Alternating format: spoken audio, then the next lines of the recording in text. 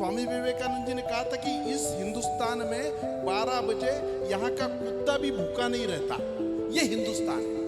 2 बेटे हैं, एक बेटा 15 दिन खिलाता है, दूसरा बेटा 15 दिन खिलाता है, और 31 दिन का महीना आया तो एक दिन मेरा फास्ट हो जाता है।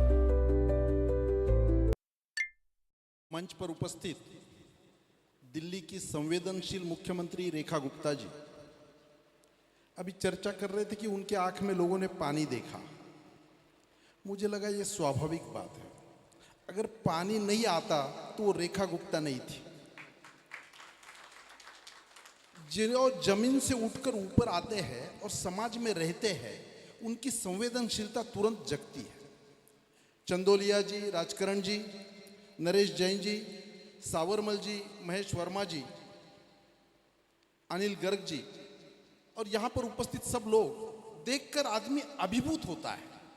और डॉक्टर साहब ने जो कहा, भारद्वाज जी ने, कि कैसे प्रेरणा मिलती है आदमी को काम करने की, और वो प्रभु जी के लिए इस प्रकार की आवश्यकता है और ठाकुर जी को लिखते हैं, ये क्या विश्वास है। ये विश्वास से तो देश चल रहा है।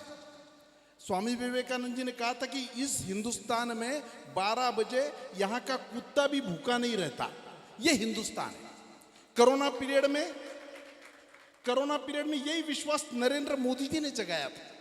मैं अभी अपनी मूर्ति जी, अपना सांसद है, नारायण मूर्ति जी का आत्मचरित्र पढ़ रहा था।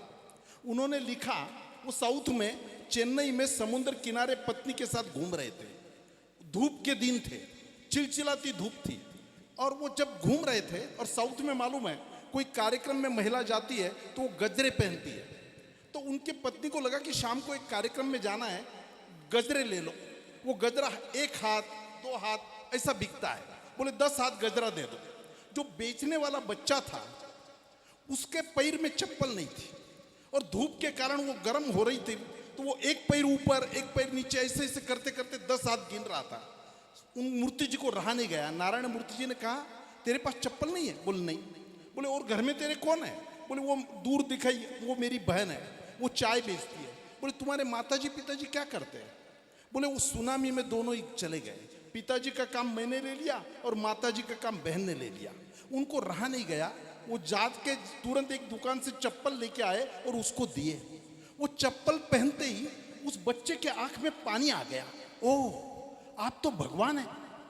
तो वो बोले, ऐसा मत बोलो, भगवान बहुत बड़ा है, एक चप्पल देने से कोई भगवान नहीं बनता। बोले नहीं नहीं, पक्का मैं कह रहा हूं आपको, 2 दिन पहले मैंने इच्छा व्यक्त की थी कि मुझे कोई चप्पल मिल जाए तो अच्छा है, पर भगवान के पास तो इतने काम है ना, पूरी दुनिया की चिंता करनी है। तो जो काम आदमी खुद नहीं कर सकता वो अपने दोस्त को कहता है। अगर आप भगवान नहीं है तो भगवान के दोस्त जरूर है, उन्होंने ही आपको कहा है आप यहां पर आए। क्या ये श्रद्धा है, क्या आत्मविश्वास है, और क्या भावना है। यहाँ सामाजिक जीवन में हम देखते हैं, एक माता जी को जब उनके हाल पूछने गए तो बोली 2 बेटे हैं, एक बेटा 15 दिन खिलाता है, दूसरा बेटा 15 दिन खिलाता है, और 31 दिन का महीना आया तो एक दिन मेरा फास्ट हो जाता है। ये दुनिया है। बीच में एक जगह पे अंत्य यात्रा के लिए उस घर में जब जाना हुआ तो मैं बोला आपके 2 बेटे हैं? वो रिश्तेदारों को पूछा, कोई नहीं है? बोले नहीं, पिताजी जब एक्सपायर हुए थे तो बड़ा बेटा आया था, तब उन्होंने तय कर लिया था कि मैं इस बार आ गया, माताजी जाएगी तो छोटा आएगा। और बोले आज उसको भी टाइम नहीं, तो उसने कहा वीडियो कॉल से बता दो मुझे कि वो पिताजी के अंतिम संस्कार। जहाँ रक्त के ब्लड के रिश्ते हैं वहाँ इस प्रकार की भावना है। अपने घर के आदमी की हम सेवा नहीं कर सकते और जिनका हमारा कोई रिश्ता नहीं।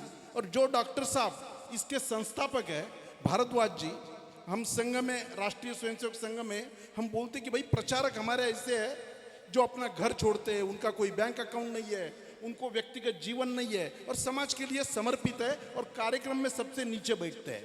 ये मंच पे नहीं आए डॉक्टर साहब नीचे बैठे। और नरेश जी कह रहे थे कि उनको मैं जब यहाँ आया तो कर्मचारी के रूप में देख रहा था, ये कर्मचारी है यहाँ पे कोई, इस प्रकार का व्यवहार है। मुझे ऐसा लगता है कि समाज में प्रेरणा देने की ताकत ऐसे ही व्यक्तित्वों में होती है जो समक्ष देखता है।